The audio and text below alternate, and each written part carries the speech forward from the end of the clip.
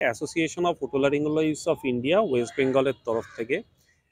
এবার এই প্রেসমিটে আমাদের যে ইএনটির অল ইন্ডিয়া অ্যাসোসিয়েশন আছে সেখানে সর্বসম্মতিক্রমে আমি প্রেসিডেন্ট নির্বাচিত হয়েছি এবং আগামী 3 বছর এই দায়িত্বভার থাকবে এবং বহু বছর বাদে যে কোনো ফ্র্যাটার্নিটিতে সর্বভারতীয় সভাপতির পদে এই পশ্চিমবঙ্গ থেকে নির্বাচিত হলাম।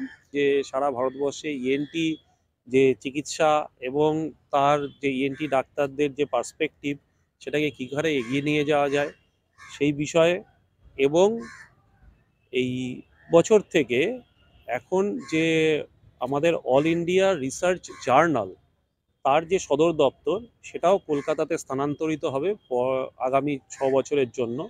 এবং এটাও একটা খুব বড় ব্যাপার, কারণ যে কোনো এখন সার্বিকভাবে পৃথিবীতে যে কোনো ডাক্তারিতে বা সায়েন্টিফিক ব্যাপারে এই রিসার্চ এবং তার পাবলিকেশন এটা হচ্ছে ভীষণ ইম্পর্ট্যান্ট। সেখানে এই সদর দপ্তর কলকাতায় স্থানান্তরিত হলে সারা ভারতবর্ষ এবং সর্বোপরি পশ্চিমবঙ্গ এবং ইস্টার্ন ইন্ডিয়ার যে সমস্ত ইএনটি ডাক্তারবাবুরা আছেন তারা লাভবান হবেন।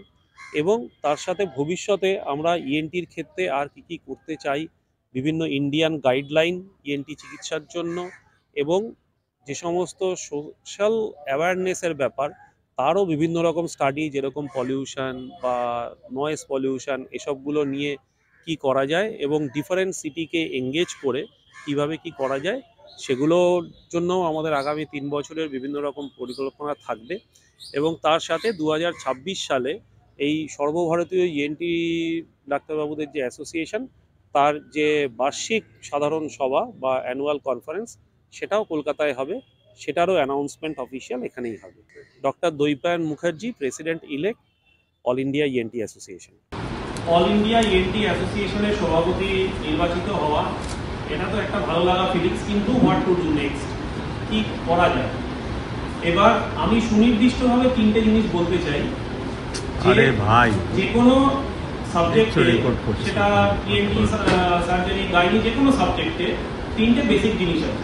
একটা হচ্ছে অসুখ করলে তার চিকিৎসা, তাহলে সেটা একটা ইম্পর্টেন্ট। 2 নম্বর হচ্ছে অসুখটা যাতে নাই করে তার জন্য প্রিভেনশন। আর 3 নম্বর হচ্ছে সবসময় নতুন যে রিসার্চ এবং নতুন যে টেকনোলজি আসছে সেই সাবজেক্টে সেটা অ্যাডাপ্ট করা এবং তার যে আমাদের যে পরবর্তী জেনারেশন আছে সেটা যাতে তাতে অ্যাকাস্টম হয় সেইটাকে গ্র্যাজুয়ালি নার্চার করা। একটা সর্বভারতীয় অ্যাসোসিয়েশনের মূলত এই কাজ। এবার এই সর্বভারতীয় সভাপতি হিসেবে আমি 3 বছর আগামী থাকব। সেখানে প্রথম যেটা মানে ভিশন আছে সেটা হচ্ছে usually not only in ENT but in any field, usually আমরা চিকিৎসা পদ্ধতি এবং গাইডলাইন ফলো করি western guideline, American guideline, European guideline. কিন্তু বেসিক্যালি আমাদের যে রুগী যারা আছেন, যে ভারতবর্ষের যারা রুগী, তাদের চেহারা, তাদের কালচার, আমাদের এখানকার অ্যাটমসফিয়ার, এনভায়রনমেন্ট, জেনেটিক্স, এই সবগুলো কিন্তু ওয়েস্টার্ন কান্ট্রিতে যারা রয়েছেন তাদের থেকে আলাদা। তাহলে ওয়েস্টার্ন কান্ট্রিতে সমস্ত এই যে চিকিৎসা পদ্ধতির গাইডলাইন তৈরি হচ্ছে সেটা কিন্তু মূলত তাদের কথা ভেবে এবং আমরা সেটা ব্লাইন্ডলি ফলো করছি। Already all India ENT association এই পদ্ধতির মধ্যে আছে যাতে ইএনটি ডিজিজের অ্যাটলিস্ট আমরা সমস্ত ইএনটি রোগের ক্ষেত্রে ইন্ডিয়ান গাইডলাইন তৈরি করতে পারি, that is related with Indian people. মানে ইএনটি যারা ইন্ডিয়ান ডক্টরস রয়েছে, যে যে বিষয়ে দক্ষতা রয়েছে, তারা আলাপ আলোচনা সবকিছু করে রিসার্চ করে ইন্ডিয়ান পেশেন্টের জন্য ইএনটি ডিজিজের গাইডলাইন ফর্ম করা। অলরেডি আমরা অ্যালার্জিক রাইনাইটিস, আপনারা জানেন যে একটা মানে আজকের দিনে মহামারীর আকার ধারণ করেছে। আমরা অল ইন্ডিয়া ইএনটি অ্যাসোসিয়েশন থেকে অ্যালার্জিক রাইনাইটিসের জন্য কিন্তু ইন্ডিয়ান গাইডলাইন ফর্ম করতে পেরেছি।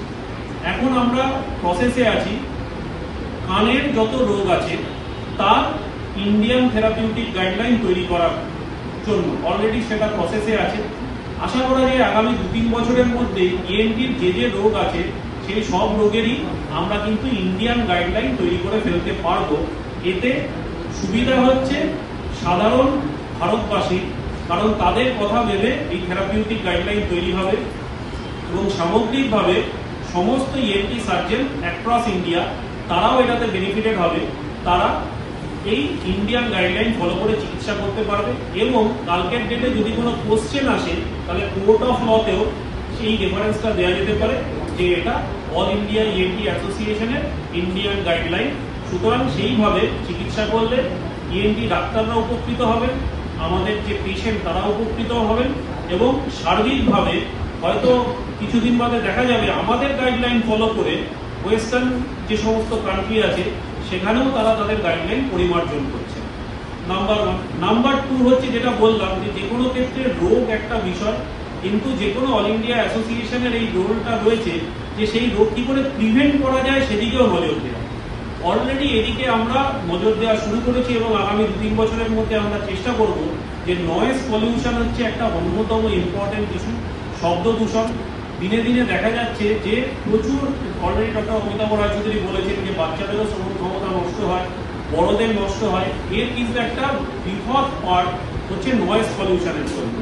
সেখানে মাল্টি সিটি অ্যাপ্রোচ করে বিভিন্ন ইন্ডিয়ান সিটি থেকে তাদের যে সমস্ত নয়েজের যে ডাটা সেইগুলোকে অ্যাসেম্বল করে আমরা কামিং ডেজে এইটাকে সাইন্টিফিক্যালি প্রুফ করার চেষ্টা করবো যে কত ডেসিবেলের ওপরে গেলে কিভাবে শ্রবণ ক্ষমতা নষ্ট হচ্ছে এবং সেই অনুযায়ী আমাদের যে অল ইন্ডিয়া ইএনটি অ্যাসোসিয়েশনের তরফ থেকে যে রেকমেন্ডেশন সেন্ট্রাল গভর্নমেন্টকে বা বিভিন্ন স্টেট গভর্নমেন্টকে সেটাও দেওয়ার কথা আমাদের ভাবা হচ্ছে। 1 নম্বর।